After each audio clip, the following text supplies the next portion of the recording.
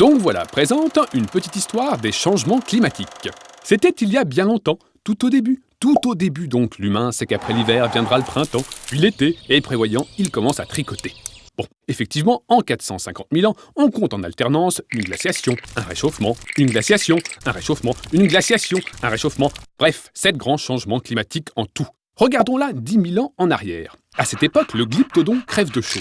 Les glaces fondent, les océans montent de 35 mètres, et du coup, l'Angleterre se transforme en île.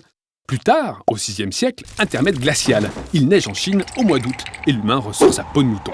Puis nous arrivons au fameux réchauffement de l'an 1000. Au nord, le climat est accueillant. Le viking Éric le Rouge s'exclame « Comme elle est green, cette lande !» et ainsi baptise le Groenland. 677 ans plus tard, hop, un petit âge glaciaire. Même pour le roi Soleil, il fait moins 20 degrés, et les fontaines gèlent à Versailles. Et pour la petite histoire, à Londres, on patine sur la Tamise.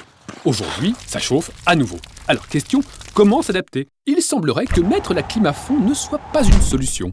Alors, et en guise de conclusion, disons que mieux vaut préparer sa petite laine en prévision de la prochaine glaciation. Ben voilà, c'est pas la fin du monde, enfin là c'est la fin.